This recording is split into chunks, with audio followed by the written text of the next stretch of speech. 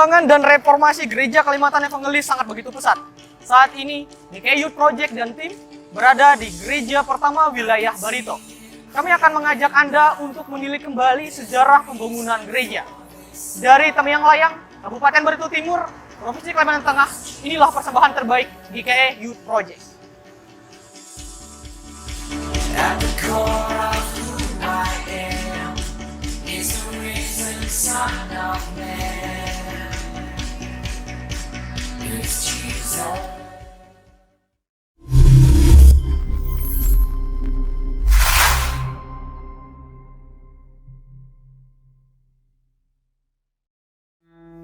Gereja ini dinamakan Gereja Palanungka ya.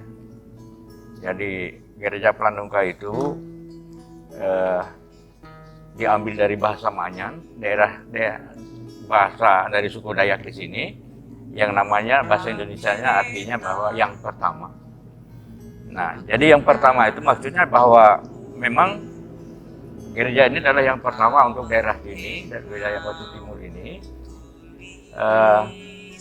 atas bantuan waktu itu Sendring Belanda dan juga diupayakan oleh jemaat wilayah Tamiang ini, sehingga pada waktu pembangunannya yang pertama itu kurang lebih hampir 2 tahun lah, sehingga pada tahun 1933 gereja ini bisa ditahbiskan dan bisa dipergunakan untuk tempat ibadah yang pertama yang untuk daerah ini. Waktu itu memang gereja ini masih belum ada nama, hanya ada gereja dan belum ada nama. Sehingga oleh jemaat ada kesepakatan bahwa sebaiknya gereja ini kita berikan nama, namun ada perlu kita buat suatu angket lah kayak gitu. Artinya masing-masing jemaat mengusulkan apa nama. Jadi siapa yang namanya yang terbanyak misalnya itu yang kita pilih. Nah, puji syukur bahwa hampir semua mengusulkan namanya adalah Palanungkai. Palanungkai itu bahasa Manyan, dan bahasa Indonesia Palanungkai itu artinya dalam bahasa Indonesia adalah yang pertama. Renovasinya ada yang pertama tahun 95, yang kedua, ini yang ketiga, ini yang terakhir, 3 kali. Ya itu kebetulan bahwa kami memang waktu mulai merehab yang pertama itu, bahwa kita tidak akan menghilangkan sejarah dari berdirinya gereja ini yang pertama, sehingga kami karena ada keunikan gereja Palanungka ini yang tidak akan terdapat di gereja lain di mana-mana. Itu dikutip dari ayat di Alkitab. Dan itu tertulis di depan seperti pada posisi yang sekarang ini. Itu bahasa Manyan. Langit andritane akan wawai, kuda eleganku anghau akan wawai. Dunia ini akan lenyap, tapi firman Tuhan kekal. Lelo Allah Ta'ala isa lalela bawilah manusia, haut lalea bawilah ma'ulun katulu. Itu kasih setia Tuhan sudah nyata terhadap manusia di dunia ini. Untuk menulis itu, kebetulan bahwa yang menulis itu adalah Bapak Ji Bunai. Tulisan itu pada saat gereja ini dibangun dan proses akhir lalu ditulis itu, dan sesudah itu selesai baru ditahbiskan. Jadi tulisan ini sudah pada saat pentahbisan sudah ada. Nah, kemudian salib yang ada di sana itu adalah salib yang pertama dari menara yang pertama. Karena itu dibongkar, kita turunkan dan kita pasang kembali di sini. Jadi ada 3 bukti sejarah yang masih kita simpan di muka. Lonceng ini memang dilayani atau didukung oleh Sending dalam pelayanan, sehingga lonceng ini disiapkan oleh Sending. Panitia pertama untuk rehab gereja ini berperan sebagai wakil ketua, dan kita minta izin kepada jemaat untuk merehab. Jemaat mengizinkan, tapi jangan dihilangkan bentuk aslinya. Waktu pertama dulu memang kita rehab dengan tidak merubah aslinya. Ya semuanya orang Dayak, hanya sudah campuran. Kan ada Dayak Manyan, ada Dayak Ngaju di sana, ada Dayak Lawangan. Jadi panitia yang pertama itu sudah campuran. Tahun 95 itu memang pelayanan kita kelihatannya kalau untuk mengumpulkan orang ya, rapat berbentuk kepanitiaan itu agak sulit, sehingga memerlukan cara agar bagaimana kita bisa mengumpul orang, membentuk panitia, karena kepentingan kita harus merehab gereja ini sudah mendesak. Karena gereja yang awal itu dulu sudah berapa tahun kan, dari tahun 33. Nah waktu itu saya termasuk dalam kepengurusan majelis dengan cara kita harus istilahnya door to door, tidak dengan undangan, tapi kita langsung dengan orangnya aja. Kemudian sudah selesai, disusunlah komposisinya dan lapor ke ketua resort. Saya bilang dengan ketua resort, ini susunan panitianya dan tolong ini diumumkan. Nah kalau tidak ada yang keberatan, 3 kali diumumkan, sahlah susunan panitia itu. Dan tolong ketua resort bikin SK-nya supaya panitia bisa bekerja. Nah kebetulan semuanya lancar dan semua panitia yang saya upayakan langsung itu bisa bekerja. Gereja Tamyang Layang secara umum memang berkembang sangat pesat.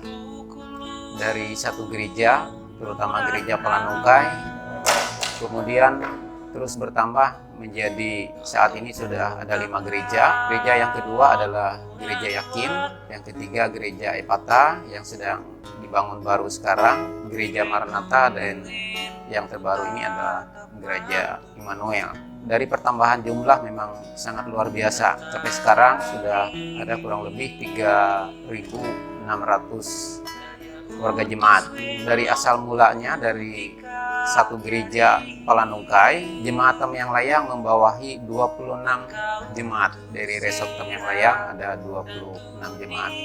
Dan ini merupakan gereja yang besar dengan anggota jemaat yang banyak dan juga warganya juga yang membutuhkan pelayanan secara luar biasa. Dari perkembangan kemajuan ini, gereja yang ada di Tamyang Layang memprogramkan beberapa hal sesuai dengan perjuangan daripada misionaris pada awal mulanya. Sekarang sudah dilanjutkan perjuangan itu, ada satu sekolah yaitu PAUD yang bernama Taniah yang dikelola oleh Yayasan GKE Majelis Jemaat Tamyang Layang. Dan pada periode ini akan dikembangkan satu klinik kesehatan di komplek Watas Gereja Kalimantan Evangelis, dan ini sudah diputuskan oleh daerah sebagai salah satu situs religi yang ada di Kabupaten Barito Timur. Yang bisa dilihat adalah salah satunya adalah gereja Palanungkai itu, dan seperti yang sudah dijelaskan para tokoh gereja tadi, dan salib itu juga salah satu peninggalan. Kemudian ada lonceng gereja, tapi sebagai tempat awal mula pekabaran Injil adalah komplek Watas GKE. Di sana ada kuburan dari Tuan PJ, kemudian bak tempat penampungan mandi itu juga masih ada di sana, walaupun sudah tidak bisa digunakan. Walaupun ada beberapa yang sudah hilang, yang tidak dikembangkan, seperti asrama tempat penampungan anak-anak sekolah dulu, itu sudah tidak ada. Mungkin selain daripada klinik, ya sebaiknya akan dikembangkan terus lembaga pendidikan. Kalau sekarang hanya ada pendidikan anak usia dini, nah bagi generasi ini mungkin banyak para guru-guru yang bisa mengembangkan ke sekolah dasar, ke SMP, SMA, SMK, bahkan bisa yang lebih perguruan tinggi dan lain-lain.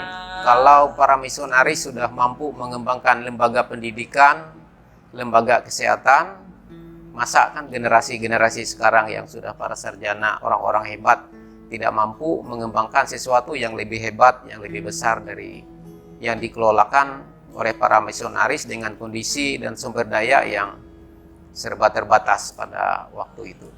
Misionaris 1 atau 2 orang, bahkan dia meninggalkan negaranya hanya untuk tanah Kalimantan, secara khusus orang Manyan yang ada di bumi Kalimantan, masa sekian ribu anak muda tidak mampu untuk melanjutkan kehebatan dari tahun 1933 itu, dan sekarang banyak anak-anak yang hebat yang sebaiknya mampu mengembangkan, mengeksplor dirinya untuk lembaga pelayanan yang lebih baik dan luar biasa. Program yang akan dikembangkan pada Majelis Jemaat periode 2022-2027 adalah pengembangan jalan, dan itu baru selesai pada akhir bulan Maret kemarin. Nah, sudah dibuatkan jalan untuk menuju situs religi sebagai cikal bakal sejarah berdirinya Gereja Kalimantan Evangelis di Tamiang Layang. Setelah jalan itu bisa dilalui, akan dilakukan pemugaran kuburan itu, pembuatan tempat sebagai situs sejarah yang paling penting dari seorang misionaris Jerman, Pak Tuan PJ, yang meninggal di sana. Bahkan jalan itu diabadikan atas nama beliau. Kemudian setelah itu akan dikembangkan lagi yang klinik seperti yang saya ceritakan, dan berbagai program dari Majelis Jemaat seperti perumahan pendeta, kantor Majelis Jemaat, kantor Majelis Resort juga ada di sana. Sejarah Gereja Kalimantan Evangelis dan pekabaran Injil yang membentang sejak ratusan tahun yang lalu membutuhkan refleksi atau perenungan sekaligus inspirasi bersama tentang bagaimana kita dapat bertolak ke tempat yang lebih dalam. Satu yang tak lekang dari sejarah perjalanan Gereja Kalimantan Evangelis, tentu saja inspirasi dan keberanian para misionaris untuk melampaui dirinya sendiri, untuk pergi dan menjalankan pekabaran Injil di Pulau Kalimantan. I am a flower quickly fading, here today and gone tomorrow. Demikianlah persembahan terbaik dari GKI Youth Project, informasi tentang gereja pertama di wilayah Barito. Kita sebagai generasi muda tentunya harus mencintai dan melestarikan sejarah dan juga pendahulu kita. Amun puang takam, ye lagi. Amun puang tati, hentek awe lagi. Saya Andra Pratama dan tim GKI Youth Project mengucapkan terima kasih dan shalom. I am your